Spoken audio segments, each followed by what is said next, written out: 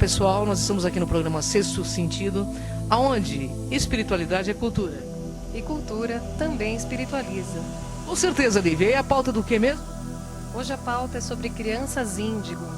E vamos falar aqui com o Joelzinho. Tudo bem, Joel? Tudo bem, e aí? O Joel já é remido aqui do Grupo Cron e do Sexto Sentido e do programa Enigmas também. Joel, fala um pouco de crianças índigos. Como que a gente sabe que uma criança é índigo quando nós podemos reconhecer? Bem, nós temos lido muito na rede social, né, a respeito de crianças índigos e o objetivo delas existirem, né?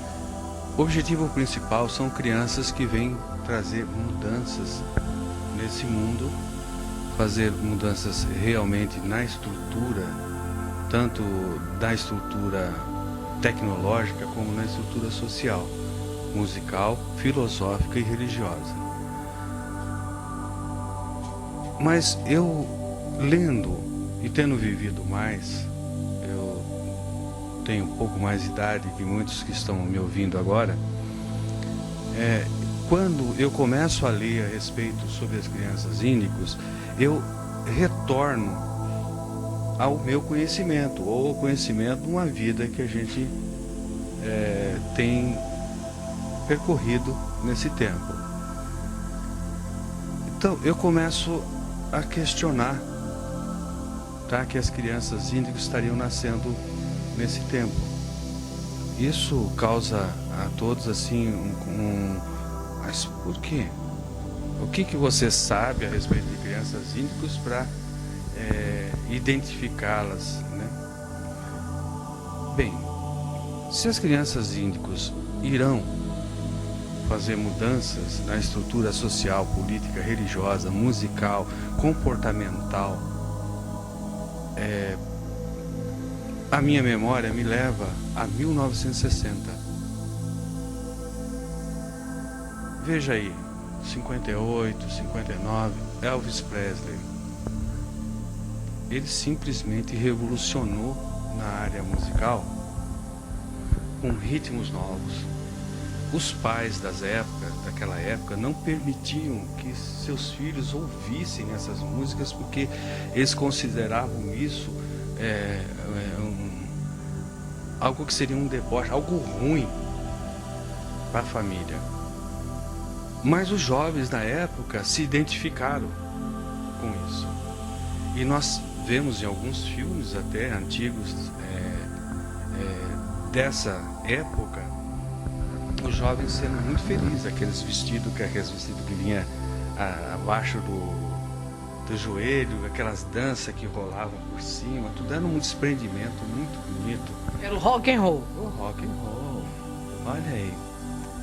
E o rock and roll evoluiu para o rock, certo? O rock no passado ele não era tão pesado como é hoje. O rock ele era dividido em rápido e lento. Então, o que se tinha nas letras desses rock? Começou a se falar de amor. Então, se fazia canções com poesias, com uma busca pelo eu interior da pessoa, um desprendimento. E isso foi evoluindo. Apareceram os Beatles, apareceram os Rolling Stones, isso para se falar de forma mundial. Aqui no Brasil, também essa onda chegou. Aí nós temos o pessoal da Jovem Guarda, Roberto Carlos e outros maravilhosos que estiveram aí, fazendo uma mudança nas músicas. Tem uma pergunta, Joel, desculpa te cortar. Movimento hippie, então você acha que já é o início dessas crianças índigos chegando aqui no Planeta Terra? Veja, o início, você tem um início lá com aquele pessoal, não só Elvis Presley, porque ele ficou mais famoso, mas já existia todo um pensamento borbulhando naquela época de mudança. Era um caldeirão fervendo naquela época. O que aconteceu? Quando se pôde falar de amor, mas falar de amor mesmo, expressar o coração. Não contar uma história de amor, mas expressar: eu amo, eu fui deixado, eu perdi aquela pessoa que amava. Todas essas letras que contêm isso aí, era muito profundo, né? E isso provocou um movimento. Beatles, Rolling Stone e outros que eram pequenininhos, ninguém sabia quem era, mas eles cantavam coisas sobre sociedade também. Raul Seixas também, né? Seixas, o grande mestre Raul, né? Também não vamos esquecer os MPBs, né? Que nem Maria Bethânia, Gal Costa, né, Lívia? É isso aí. É mais próximo de nós, né? Nessa época, se vocês lembrarem, aqueles que são... Geraldo Vandré também, né? Então, vem, vamos embora, que esperar não é saber. Quem sabe faz a hora. Não espera acontecer, né, Joel? Isso daí é um movimento local aqui no Brasil. Tá? Nós vamos falar nisso aí. O movimento hippie, ele fez mudança nas vestimentas das pessoas, no cabelo, apesar que hoje eu não tenho, mas meu cabelo era até o ombro, né? E todos usavam cabelo comprido. E aquela forma engomadinha que nós íamos às festas mudou para calça jeans, a camiseta, o tênis, o bamba, né? Era ótimo usar o bamba. Nós começamos a mudar o nosso padrão social. Nós passamos a ter uma mudança no comportamento social. As mulheres, elas eram mulher de forno, fogão e tanque. Assim que era vista a mulher antes dessa época. A mulher, com essa bolha que está em crescimento dessa época, ela sentiu que era gente. Pela primeira vez sentiu ser um filho das estrelas. Ela se liberou. Conquistar um espaço, né, diante da sociedade, na sociedade. E ela também pôde praticar sexo da forma que queria, não da forma que lhe era impunha. Joel, agora nós estamos falando de música, mas houve um movimento social muito mais forte na década de 60. Eu também sou da década de 60. Que eu gostaria que você falasse para os nossos internautas as revoluções que trouxeram inovações, onde, inclusive na política, né? Houve muitas revoluções, onde alguns governos caíram. Eu lembro que na minha época era Arena e MDB, gente. Hoje tem um monte de partido diferente, né? Nós devemos a isso aos festivais daquela época, né? E essas pessoas nesses festivais começaram, né? Nós estamos dentro de um regime militar aqui no Brasil, um regime duríssimo, tá? Quem viveu nessa época sabe, você saiu da linha, você ia pro pau de arara, não tinha... Ou sumia, né, Joel? Ou sumia no mar, né? Pra frente, Brasil. Então, nessa época, apareceram jovens corajosos, como Chico Buarque de Holanda, como o Geraldo Vandré. A música de Geraldo Vandré, por exemplo, é um apelo para que acabe esse poderio do exército, e ele pagou caro por isso, nós sabemos. Ele não quer nem, hoje em dia, não quer nem dar entrevista sobre o assunto. Mas, dentro daquele contexto, ele mudou. Ele fez uma mudança. O jovem passou a pensar em política. Até então, era coisas dos mais velhos. O jovem passou a exigir os seus direitos políticos. E eles falavam em músicas, eles falavam em poesias, eles falavam nas igrejas, tá? Também, né? Não, o nosso ex-presidente Lula, eu fui lá na igreja matriz de São Bernardo, aí dentro da igreja ele falava a respeito de uma mudança na área do trabalho. Veja bem, nós temos aí um contexto de pessoas E não era uma pessoa, um expoente. Isso começou a brotar em todos os lugares, nas escolas, em todos os pontos. Os jovens se manifestavam através das suas emoções, dos seus, das coisas que praticamente parece que eles já traziam com eles antes do nascimento, pois eles se desprendiam e faziam a mudança.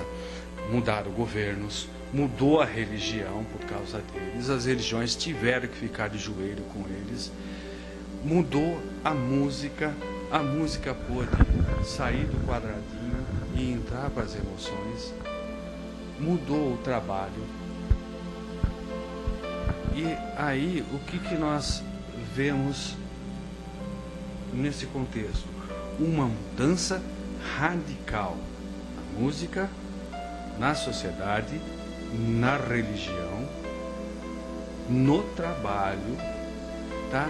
E também, como você é ufóloga, nós começamos a falar sobre ufologia, começamos a falar sobre algo que era proibido, algo extremamente proibido. Você falasse de ufologia, você estava... aliás, é um assunto de segurança nacional, né? Então era proibido falar desses assuntos. Agora, Joel, a gente está praticamente nos nossos minutos finais. Eu gostaria de perguntar para você, tudo isso, a década de 60, com seus jovens, trouxe essa inovação, certo? Certo. E agora, você não acha que essa liberação se tornou uma liberação que ficou demasiada para os nossos jovens? Hoje os jovens acabam mandando nos pais. Aonde estão os índigos para poder ajudar nessa mudança? Você me diz. Agora nós estamos entrando numa nova fase, né?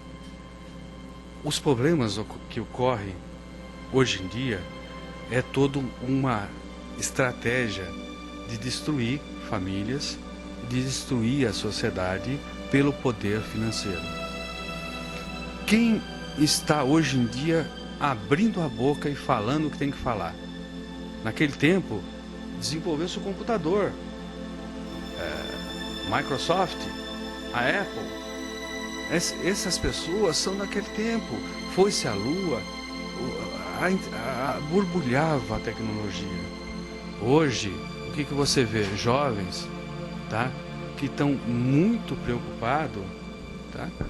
Com a repressão sexual, a repressão filosófica, e eles estão perdidos por falta de líderes, pois os líderes são tirados deles. Então nós temos uma juventude, eu acredito que seja a Cristal, que está agora, e parte de uma outra cor, crianças de uma outra cor que não são índicos, tá? E eu não entendo bem ainda esse processo, mas sei que vai provocar a próxima mudança, o próximo boom. E eu acho que é na área da consciência, que até agora não se mexeu com a consciência. E esse jovem vem para mexer com a consciência. O que você acha disso? Então, porque na verdade, assim, o que o Joel tá dizendo aqui é que o mundo esteve e está passando por grandes transformações, né? Então, até então, naquela época onde havia muita repressão, né? Porque como mesmo você disse, os pais, na verdade, assim, o que eles faziam? Eles sentavam sobre a mesa, comiam, né? Para depois os filhos sentarem e comer. E hoje em dia é tudo ao contrário, né? Os filhos, na verdade, eles sentam na mesa, eles comem, depois que é os pais. Então, assim, o mundo ele está invertido, ou seja, de ponta cabeça. Então, assim, essas mudanças, elas foram importantes, os jovens realmente eles foram conquistando o seu espaço, eles puderam estar expressando as suas emoções através da música, os seus sentimentos, as revoluções foram e estão sendo importantes, mas, na verdade, elas acarretaram muitos problemas também, né? Porque, por conta disso, assim, hoje as crianças, elas não têm limites, né? E os jovens também não. Então, assim, há um problema sério de limites. Antes haviam limites demais. E hoje não há limites nenhum. As crianças, na verdade, elas fazem o que elas querem. Muitas acabam mandando nos pais. né? Que acaba trazendo muitos prejuízos. Então eu vejo assim, dessa forma. Eu vejo esse pessoal como numa transição, tá? Depois de 8 para 80, né? Exato. Essa transição, eles próprios vão acabar chegando a conclusões aonde são seus próprios limites. Pela dor. Terão que sentir essa dor. Mas isso não é mal para a sociedade. Isso mostra que nós, os mais velhos, ficamos reativos e não proativos. Nós acabamos cansados dessa luta, né? E os nossos descendentes, eles estão aí iniciando uma nova. Então ele vai apurrinhar o professor, ele vai apurrinhar os pais, até chegar no momento que, aonde isso levou? A nada. Não vou educar meu filho para diferente. Então, tudo em demasia é ruim. É ruim. Até você comer demais é ruim. Então, esses jovens, eu acredito, tenho confiança neles, tá? Que eles, em determinado momento, eles vão agir em bloco. Nós temos as redes sociais, o computador, eles vivem um mundo que nós não vivemos, certo? E isso daí, de pouco em pouco, o comportamento deles muda de repente, porque eles se comunicam com meios que nós nos comunicamos, que não é a música, já é a tecnologia. Por isso, eu não sou expert. Eu também estou sofrendo com esses problemas dos mais jovens. Mas eu acredito que quando a idade começa a chegar, ele já aprendeu bastante coisa. Bom, gente, nós estamos nos nossos minutos finais.